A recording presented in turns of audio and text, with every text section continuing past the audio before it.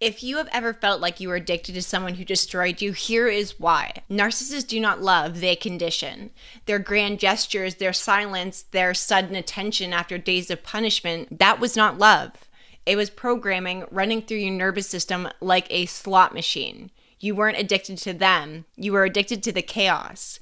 And the cruelest part of this is that they knew exactly what they were doing. Because to a narcissist, control is love. And the worst part, you called it love. You thought the punishment meant that they cared. The chaos meant that they were passionate, and the fireworks meant that it was real. But here's a truth that you cannot unhear. None of this was love. It was manipulation. And until you see that, you will keep confusing the leash for connection. I'm Megan Webster, an abuse recovery coach, a trauma-informed strategist, and the woman a narcissist hopes to never meet twice. This is the Narcissist Worst Nightmare podcast, where we rip off the masks of abuse, break the trauma bond, and give you the tools to leave safely and rebuild a life that you love. Manipulation has a secret language. Here is the savage truth. Everything that they did, from the obsession at the beginning to the silence at the end that left you gutted, was manipulation. Love bombing, the grand gestures, the gifts, the obsession, that was not passion, that was programming. They needed you to be addicted to the high before their mask slipped. Intermittent reinforcement. Then came the push-pull, the hot and cold, the silence, then the fireworks, the ignoring, then the apology. The reward was so unpredictable, and unpredictable rewards are addictive. That was not romance. It was chaos disguised as connection. And the silent treatment. That silence was not space. It was punishment.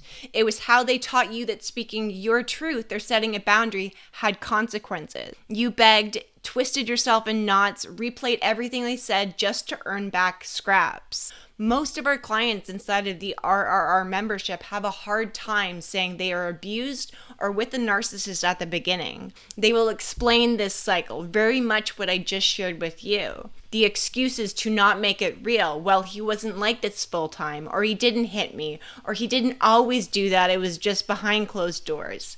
This is abuse. You can dress it up any way that you like, but it is what it is. Over time, we do deep-rooted work together and they finally see the patterns, not just in that one relationship, but usually in others too. But once you see it, you cannot unsee it. So those patterns, manipulation has patterns, narcissistic abuse has patterns. None of it was love. It was all for control. They used affection as bait, unpredictability as glue, and silence as punishment. So what is the cost of mistaking control for love? Here's what's going to happen if you continue this cycle. You will stay far longer than you should. Years of your life will evaporate into the name of maybe it'll get better. You normalize silence, punishment, and blame. Things that should feel violent to you have become your everyday baseline. You bend yourself into such a small shape that you vanish. You shrink your voice, your body, your desires just to keep the peace. You stop trusting yourself and you start worshiping their approval only because somewhere along the way, your own voice got replaced with theirs. The real cost is that they don't just break your heart. It rewires your entire nervous system. Your body gets trained to crave the very thing that's destroying you, which is why calm feels unsafe. Silence makes your chest tighten, and that's why when they disappear, your body screams for them like an addict in withdrawal. This is why leaving feels impossible, not because you don't know any better, but because your body, your mind, your soul has been programmed to mistake chaos for safety. I was seeing someone and we had a fight. Fights are normal, by the way, healthy arguments, but this was something else, and I could not see it until months later. They had asked me how I felt about a situation that had just happened between us, and I said I felt rejected. They made a massive deal about how I felt. They tried to manipulate me with saying things like, that is too much, that is overboard. So I shoved down how I felt, and he very quickly ended the conversation. He then very much left me on red for 2 days. I felt abandoned. And when we did speak again, he smoothed things over with me saying he could see the damage that my marriage, my narcissist ex-husband had done. But he did not apologize for his behavior, which was the problem in the first place. And this is what narcissists do. They manipulate and they flip the script so they look like the good guy, the rescuer, and you are the problem.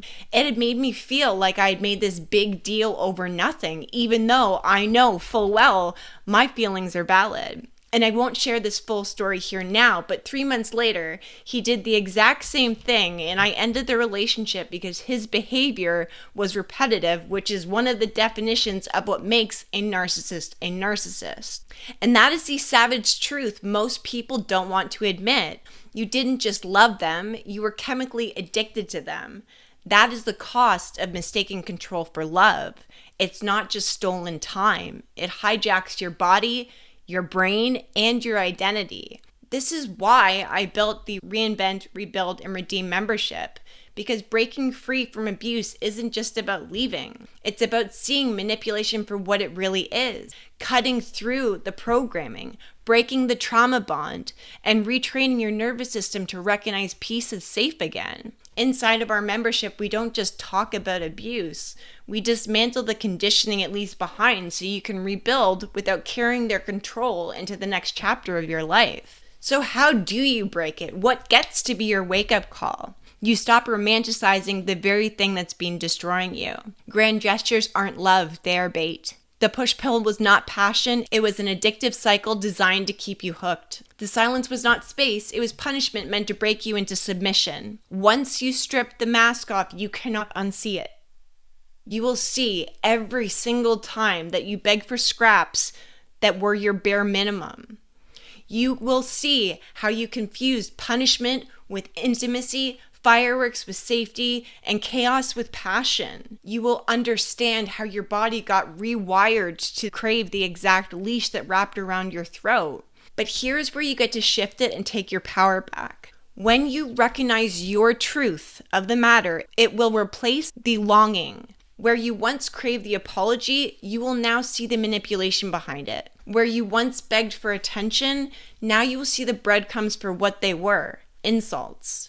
Where you once chased the fireworks, you will now see the explosion as the bomb that it really was. That anger, that sadness, that disgust, that clarity that's going to come up for you, that is not weakness, that is the bond breaking, and you need to have that happen. The wake up is not pretty. It's violent, it shatters every memory you thought was real, it questions everything, but it is also your gateway to freedom. Because once you see the hidden language of manipulation, it will never happen to you again. What felt like love was never love. It was dressed up in flowers and fireworks and fake apologies. Love does not confuse you. Love does not silence you. Love does not punish you.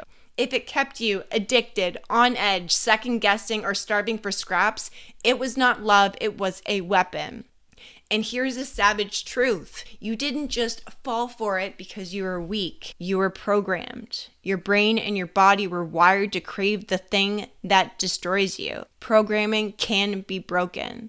Bonds can be shattered. The moment you stop calling it love, you strip it of its power. The moment you call it what it really is, control, manipulation, conditioning, you take the leash out of their hands and you cut the bond for good.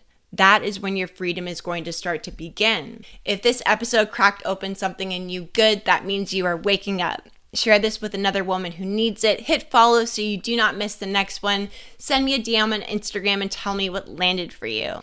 And when you're ready to go deeper, join me inside of the Reinvent, Rebuild, Redeem membership. This is a community of badass women who are healing at their roots so they become untouchable from narcissists, manipulators, and abusers. This is the Narcissist Worst Nightmare podcast. And remember, your comeback starts the second you decide you are done apologizing for things that were never your fault.